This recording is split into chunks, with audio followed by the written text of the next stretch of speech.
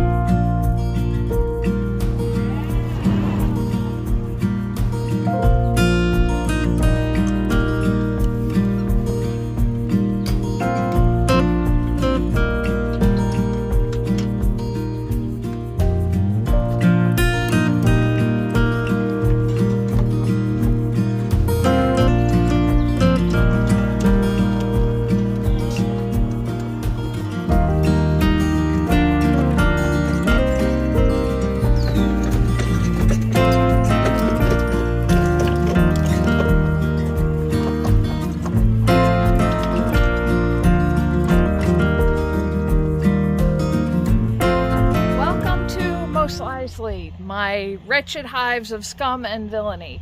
And if you get that joke, you are definitely my people. This is my apiary. This is where the bees are going to be this year. We may end up moving them depending on how things work out, but my mentor was out and double checked my location, and it's a pretty good location. It has clear access to the southeast, and again, all of the flowering trees we have there. The creek is right behind us, so there's water there, and there's a pine tree and a couple of other trees here to give shade in the afternoon. And this is also where I'm going to be putting in a bunch of those hickory trees, so they'll have some good shelter. It's also on the other side of the creek from the garden, so they'll have access to the garden for pollination, but I won't be interfering with their work while I'm in the garden, so we won't get in each other's way. Same with the chickens. The chickens are going to be on the other side of the creek, so they won't be bothering the bees at all. I have 2 platforms set up. You saw me set those up the other day. And now I've got all the pieces that go with. So let me walk you through setting this one up, and I'll show you what goes into it. All right. First piece we have is the bottom board, and you can get these screened or unscreened. I got a screened one, and this is what the hive sits on.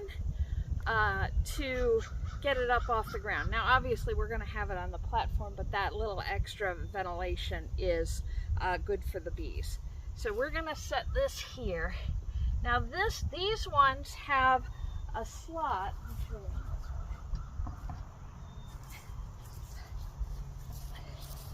They have a slot here on the bottom for a board that I will show you in 1 second.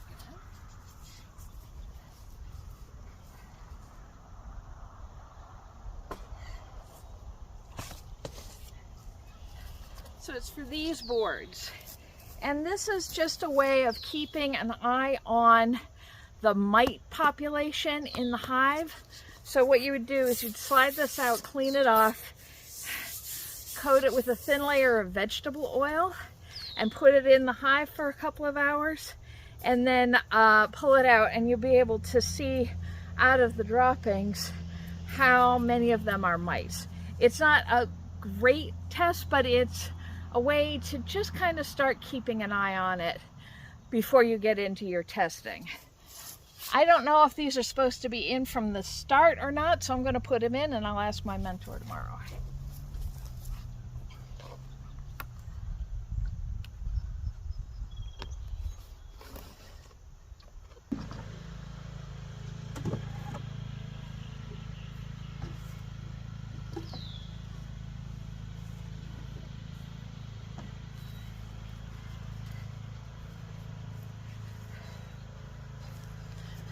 So this is a deep body. You can see how tall it is compared to a medium body, which is not half the size, well, maybe about half the size. All right, but a little bit shorter. It is recommended that any hive have 2 deep boxes for the queen and for the brood. So not where you're getting your honey from, just where the colony lives, in 2 deeps. The problem with a deep is when it gets full of brood and honey and all the others, and the bees themselves, because 2 deep boxes can hold 50,000 bees, the box gets very heavy. So they recommend if that's too heavy for you to manage, that you go with mediums, and instead of 2, you do 3. The only catch with that is if you're getting nukes, which are a nuclear colony, it's basically a 5-frame starter colony. They've got everything already going. They've got a queen, they've got brood, they've got pollen, they've got honey, they've got everything they need. But they only come in deep frame boxes.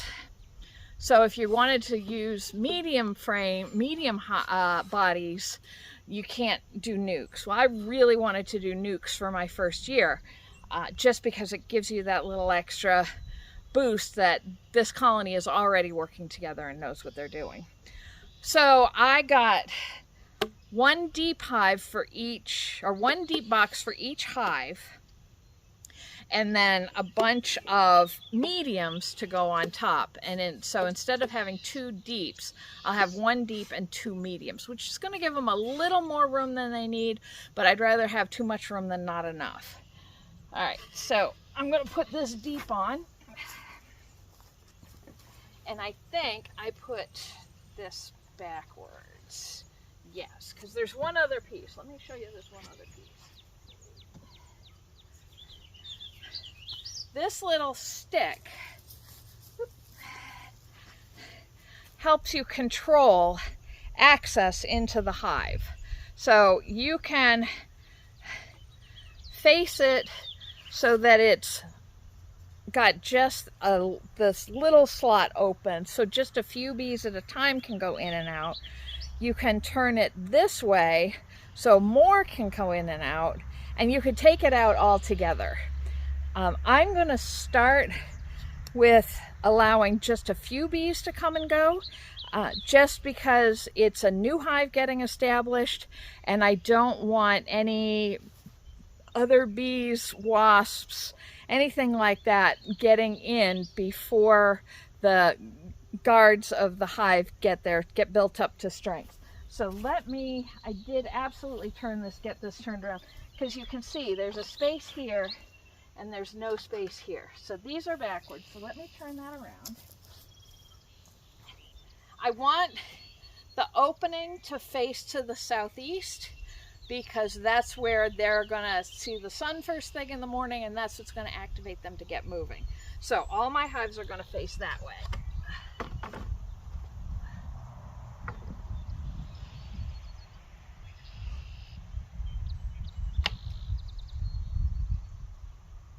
All right, and now I'm gonna take my deep and put that on there.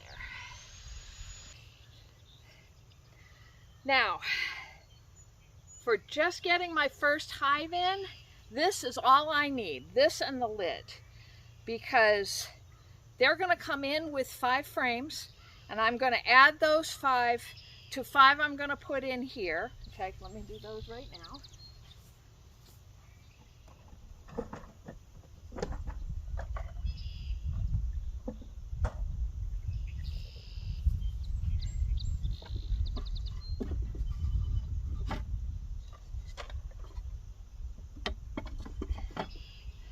So this is, let me come closer.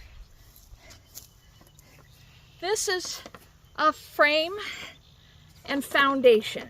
Foundation is what the bees build their comb on. This is a plastic foundation that is coated in wax already, so that will encourage the bees to build their own comb on top of this. And then it has these 2 tabs on either end that you can lift it in and out by. Again, the nukes that are coming have 5 frames that have foundation that are already built out to comb. So these bees are coming in already with a jump start.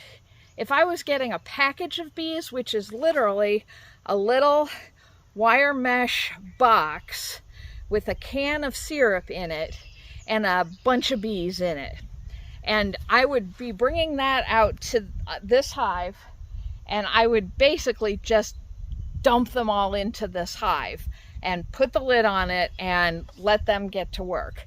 But they would be starting with 10 frames of plastic foundation, no wax, no resources, nothing. So that, to me, as an inexperienced beekeeper, seems like a great way to have failure. And when you're just starting out, it's good to encourage success. And then the next time I get bees in, or if I start a second apiary, which I may do over by the orchard, then I can start from packages and get that whole experience from zero. What does it look like for a hive to develop from zero? But right now, I'm just starting and learning my basic skills, so I'm gonna take what advantages I can get. All right, let me put this in. And like I said, normally then we'd be done. We'd put the lids on and that we'd be good to go. But because this is a new hive, we are going to give it another added boost. So what I have, this is an inside frame. It's just a little lid. It's got a little slot here so that the bees can get some extra ventilation. That's going to go on top like this and just sit like that. And then my telescoping lid goes down over around the edge of this. But we're not putting the telescoping lid on yet. First, we're going to put the feeder on. I think if you saw my video about making the sugar syrup to feed the bees, and I was putting it in pint jars, this is the feeder that it's going to go on. All of those jars have lids on them that have teeny tiny little holes punched in the top. And when the bees get here, I'm going to put those jars upside down in these holes and set it on here. Then they'll be able to come up out of this hole and drink from the sugar water and take that back down with them. I don't want to leave that exposed though, because you know what happens when you have a soda out at a picnic. It just attracts wasps and hornets and bees and ants and all these other things that we don't want interfering with our hive while it's getting established. So I'm going to take this medium body and put it down over the top of that. So now I can put the jars in there, put the lid on. Nothing else can get at that except for my bees. Last but not least is, this is the telescoping lid. You can see, bring it over to you. It has kind of a flange, so it fits down around the edge of the hive. Again, that's going to keep critters from getting in that aren't supposed to be in there and hold everything in place. Just like that. Now we have a couple of options for securing this. A lot of beekeepers just put a heavy rock, like a cinder block or something, on to keep the, oh, that's what I didn't do. Okay. To keep the lid from blowing off, to keep anything from knocking it over, because critters are going to try and get into this. Not just bears, but skunks, raccoons. They know a good meal when they see it. They're going to try and get into this. So that's what, rather than use rocks, I have these ratchet straps. Ugh. And I'm just going to use these ratchet straps to hold that tight. Ugh. All right. So now nothing should be able to get in there, except I did one thing wrong. I didn't put it through the pallet. So let me redo that. All right, that's better, and that shouldn't go anywhere. So if we go around, you can see there's their little landing strip. There's the bar that we were talking about, and I'm going to stuff a little grass in there now, just so nothing moves in between today and tomorrow. I just heard back from my mentor, and he said what we'll do is we'll bring the nukes out here and we'll set them next to the hives tomorrow when we get back, and we'll just let them rest overnight, get comfortable with where they're at, and then I can move the frames into the box tomorrow. Probably once everybody's gone out to start exploring. So then the hive will be more empty, not entirely empty, obviously. The queen, the drones don't go anywhere. And it's only the older workers who go out foraging. The younger ones are busy taking care of the hive. But let me get this other one set up and then see what else I can get done today.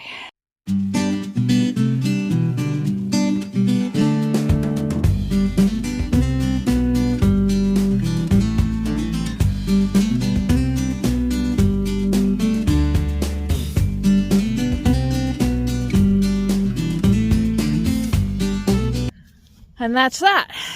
Those are all set and ready for tomorrow. I hope they like it.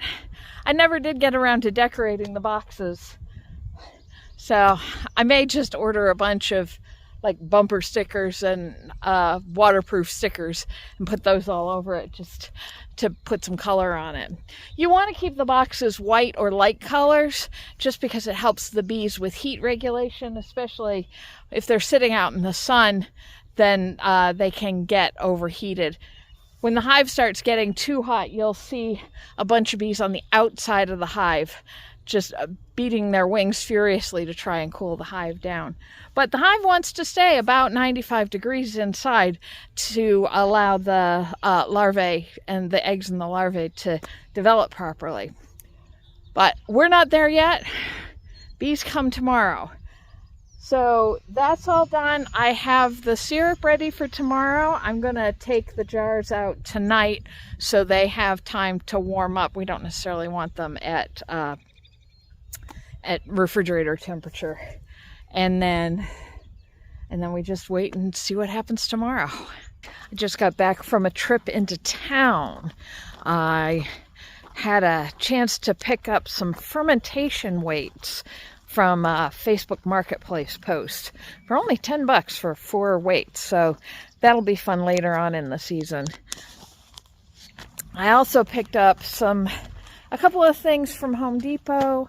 I got a tool that's going to make putting all the fencing in a lot easier. I got wood pellets to help with my smoker for the bees tomorrow, and I got goodies for a project that I've been wanting to do for a very long time, but that's going to be my reward for getting all of the beds, all of the paths dug. But it is 6 o'clock. I have just enough time to go in and get my socks on, my boots on, and get another path dug. I will not subject you to that this evening, but I will see you here at a stupid hour of the morning to go and get the bees. I'll see you in the morning.